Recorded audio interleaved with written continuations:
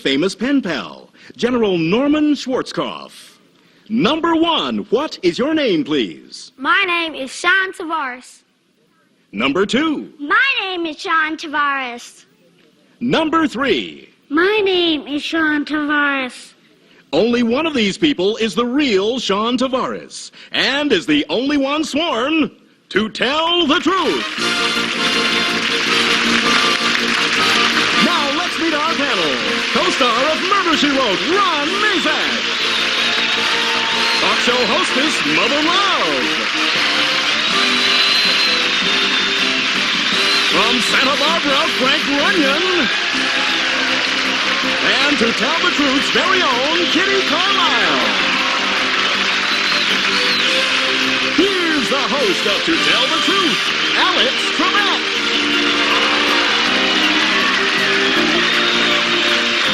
Thank you, Bert. And thank you, ladies and gentlemen. Good morning, panel. Good morning, Alex. Good morning. Ladies and gentlemen, we are happy to welcome to our program today a man who was with us recently, did so well in his one appearance that we've decided to bring him back for the entire week. Frank Runyon, one of the stars of Santa Barbara. I'm happy to be here. Thank you. And joining us for the very first time, a purveyor of good common sense advice, especially in matters of love, and that's why she is known as Mother Love. Welcome aboard. Thank you very much. Have some fun on this program. Oh, are you kidding? All right. Let's get to our very first story, the one represented by these three young people, all of whom claim to be Shawn Talvaraes. I, Shawn Talvaraes, have a famous pen pal. I exchanged letters with General Norman Schwarzkopf, the man who was in charge of Operation Desert Storm in the Persian Gulf. Last summer, my dad sent a newspaper clipping to the general, and I decided to write a letter. Boy, were we surprised when he wrote back. He used Operation Desert Storm stationery and signed all the letters himself. I've sent more than a dozen letters, and I usually enclose a drawing. The general said my letters helped keep his spirits up, and that maybe we'll meet in person someday. That will be great, but in the meantime, even though he's back home, I'll keep writing. Signed, Shawn Talvaraes.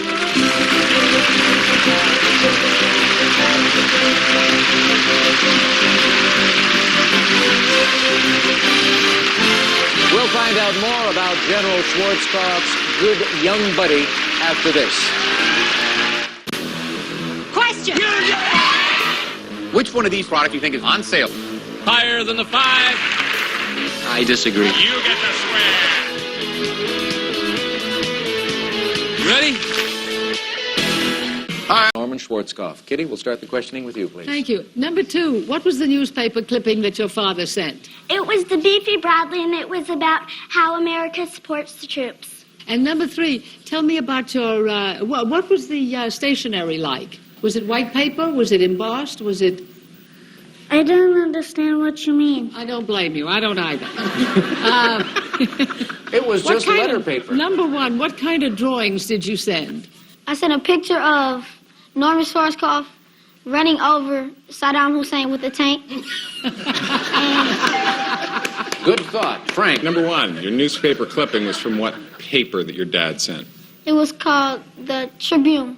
And number 2, who was there when the first letter arrived from the general? Many people were there, but we did get it at home, and a lot of the people who supported them were there. Number 3, did you take the first letter to school, show it to your friends? Yes, I did. You did. Number 2, your friends, did they start writing? Actually, I just started writing because of the thing that my dad didn't, and I thought it would be nice if I enclosed a letter and a drawing with him. And none of your friends started writing to the general to see if they No, they had didn't. No, they didn't. Mother. Number 1, did your friends think that you were kind of being a bit too macho, writing to a general in Operation Desert Storm? Yes, they were very jealous of me. Oh, what? Well, number 1, why do you think they were so jealous? They were mad because they didn't have a father who wrote for the papers. Oh, well, I see. Number 2, what made you choose to write to General Schwarzkopf? Well, it was just because my father had done it, and I really liked hearing about the war, and I really enjoyed seeing it, and I thought he was a very important man in the war, so I thought I would write to him. Number 3, is your father in the military? He used to be in the military many years ago. Number 2. Ronnie. I love all of them. I think they're terrific. I'm going to take them all home. Number 3, what kind of picture did you draw for the general? I draw with Hussein in a tank and the general in a tank and the general blowing up Hussein's tank. And whatever picture I draw, the general always wins. That's good. I like that. We ought to get him conducting our foreign policy. Number 2, when the first letter came back from the general, did you think it was a joke or did you think it was for real? Well, I thought it was real because my father had written to him, and I thought he would like what my father wrote, and I thought we really did appreciate it, so I thought it was not a joke. Number 1, where do you write to the general now that he's home? Well, I haven't wrote any letters to him now that he's home. But while he was in the Persian Gulf, I wrote to New York, and from New York, the United Air Force mail would take it to Saudi Arabia. Terrific. All right. Fascinating questions and some terrific answers. And now it's time for our panelists to cast their votes for number 1, number 2, or number 3. Who is the real young pen pal of General Schwarzkopf? This team of young challengers will receive $500 for each incorrect vote with a guarantee of $1,000. And if our panelists are fooled completely, then the team will receive $3,000. Kitty, for whom did you vote? Well, number 3 was absolutely marvelous, and he didn't understand my question. I didn't either, and I loved him. And number 2 was real spunky, and I think kind of person who would really do that sort of thing and had a lot of courage. But I voted for number 1 because he said the mail went from New York, and I had a friend in the Persian Gulf, and I know that's the truth. The mail did go from New York. Yes. Frank? I have a little girl who would have enough words to put on the paper that many times. And number 2, you definitely are in command of a nice long sentence. So I voted for number 2. Yes, indeed. Mother Love? Well, I looked at number 1, and he was just kind of like staring off. Yeah, right, the general, big deal. So what, he's my pen pal. So I didn't think it was him. And number 2 just knew just a little too much information. And I said, yeah, she sounds like something I would do. And number 3, when he answered your question and said every picture that he sends to the general, he won, that took me. And so I voted for number 3. All right, good. The votes are nicely split. Ron, you're going to break the tie. Yes, Alex, the sad part about this is 2 of those kids are liars. And at such a young age. Yes, and excellent at it. And they're going to be paid for lying. Now, the basic reason I voted for who I voted for to break the tie is the same thing that Mother Love just said. He inspired the general by making sure he won all the time. So I went along with number 3, too. But you're all wonderful. Let's review the voting then. We have 1 vote for number 1, 1 also for number 2, and 2 votes for number 3. And so it's time now to find out who the real pen pal of General Schwarzkopf is. Will the real Shawn Talvaraes please stand up? It is number 3. Shawn, we'll get back to you in a moment. First, we want to find out about these personable imposters. Number 1, who are you? My name is Tony Beavers, and I enjoy running track, and when I grow up, I want to be a teacher. How old are you? I'm 10. 10. Welcome aboard. Number 2, who are you, young lady? I'm Jessica Shulman. I enjoy ballet, and when I grow up, I want to be an anchor woman, and I'm 9 years old. You're 9 years old. Well, the 2 of you were terrific. There were 2 incorrect votes, as you know, at $500 apiece. That means the team will receive $1,000 in cash. And now, Shawn, how old are you? I'm 8 years old. 8 years old. Would you like to correspond? Would you like to become a pen pal for anybody with anybody else? Yes, I would. Yeah? Who? Well, I have another twin pal in the Gulf, which his name is Major Murdy. Aha. Now, we found out about the imposters. What about you? What do you want to be when you grow up? I want to be either someone who designs planes and draws them out, or a 5-star general in the Air Force. 5-star general in the Air Force. Well, good for you. I have seen some of the correspondence that you have received from General Schwarzkopf. It's very impressive, and I've got a surprise for you. I have here a letter from General Schwarzkopf. He knew you were going to appear on the program, and this has the embossed flag with 4 stars. Commander-in-Chief, United States Central Command, MacDill Air Force Base, Florida. Dear Shawn, I understand that you've been invited to appear on To Tell the Truth, and I wanted to extend to you my best regards as one of your pen pals. Our military forces, as you know, were never alone during the recent conflict because millions of Americans, like yourself, took the time to write and let our brave men and women in uniform know that their country was backing them. Again, I thank you for your past letters. I am very proud of you for being such a patriotic American. Sincerely, H. Norman Schwarzkopf, General, U.S. Army. Shawn, I'm going to give you the letter. It's a pleasure meeting you. You hang on to this. We're going to come back, ladies and gentlemen, with a woman whose novel was published by Jacqueline Kennedy Onassis right after this.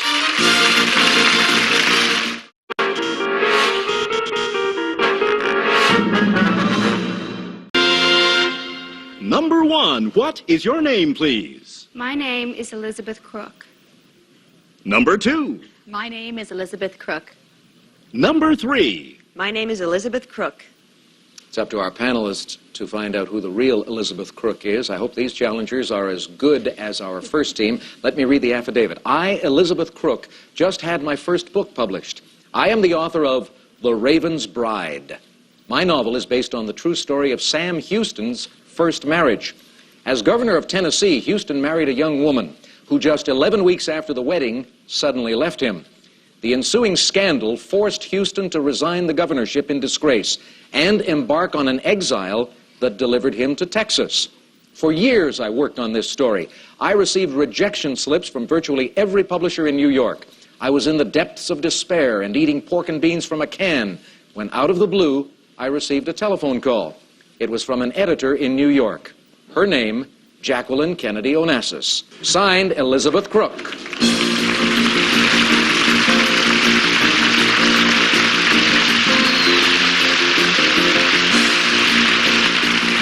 Another very positive story, obviously. Ron, we'll start with you. Yes, number 1, what did she say to you?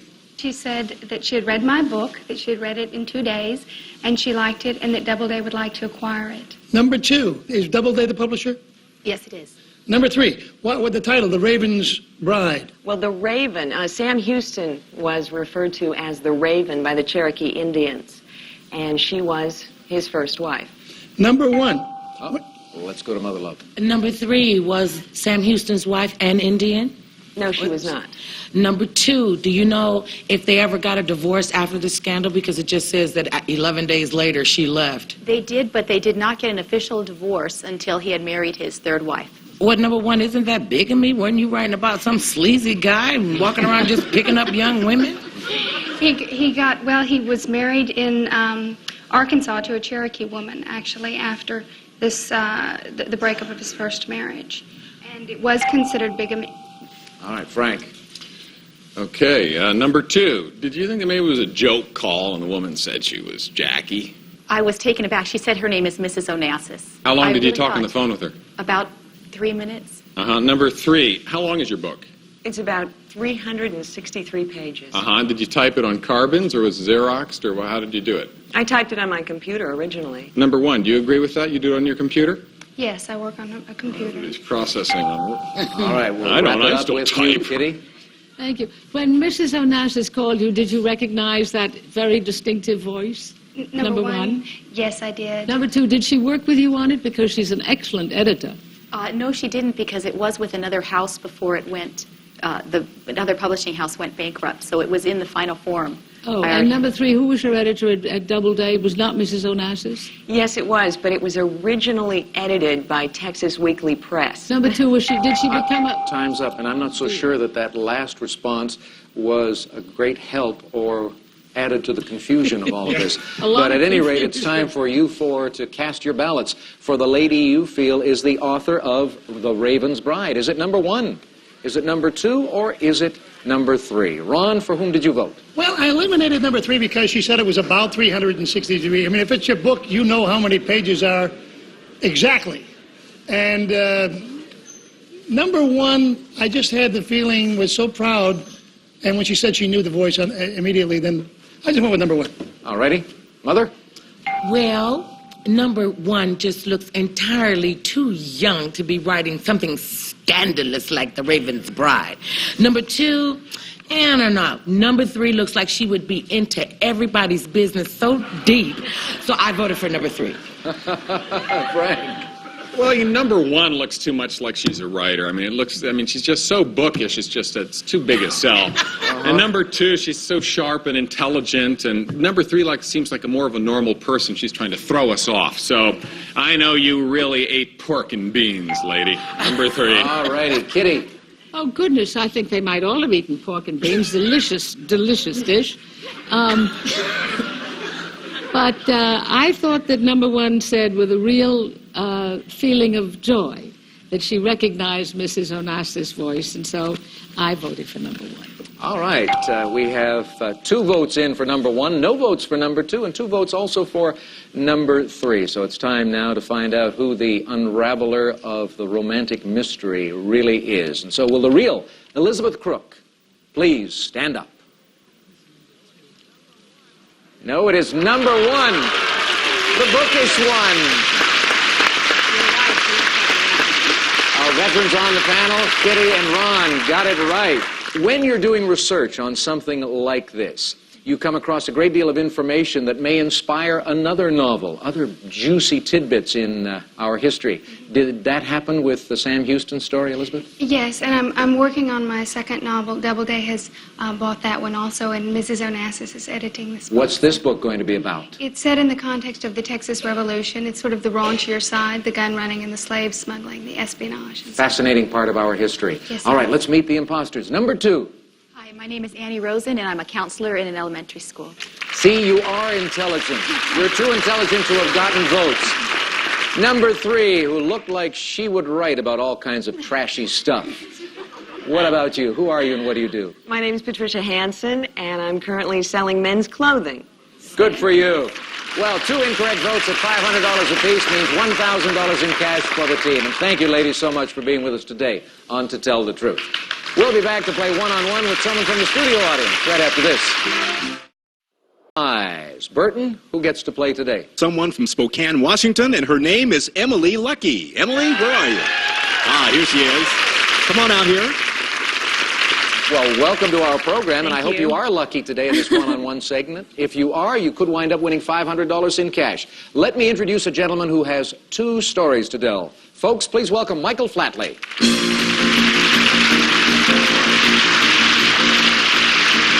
Emily, as you know, Michael will tell us 2 stories, only one of which happens to be true. If you spot the true story, then you win the $500.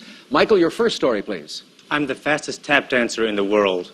I broke a record by tap dancing faster than anyone in history. Sounds impressive, but it may not be the truth. Let's listen to that second story. Anybody can raise mushrooms in a dark, damp basement. I grow mine in a penthouse apartment in Chicago. Oh, well, you've heard the 2 stories. Now listen to the questioning by our panelists. Kitty, the first story, the fastest tap dancer in the world. Thank you. How is speed judged in tap dancing? It was recorded at a sound studio so that they could, count the taps. Thank you. Frank. What was the piece of music you did it to? It was done a cappella. Mother? How long have you tap danced? For about 21 years. Ron? And whose record did you break? A tap dancer from England. Now let's get to story number 2. He grows mushrooms in a penthouse apartment. Kitty? Are your mushrooms for personal use or for sale?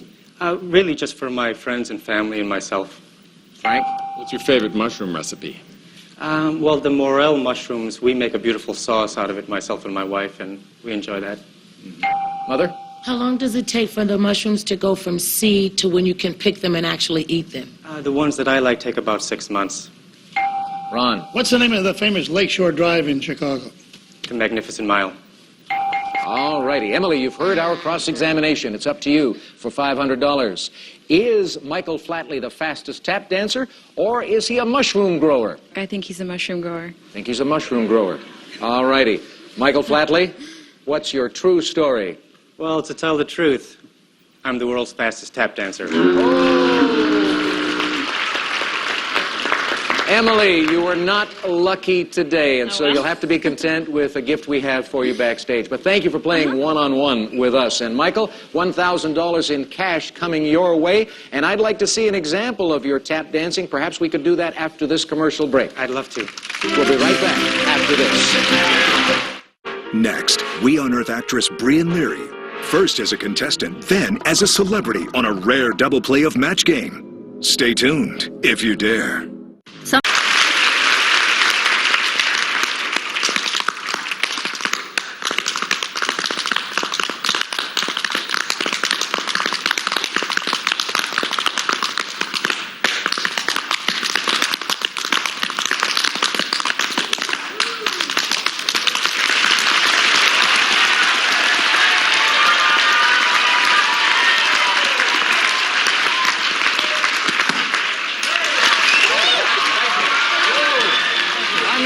Distant second. Congratulations. Thank you. Thank you for tuning us in. We'll see you next time.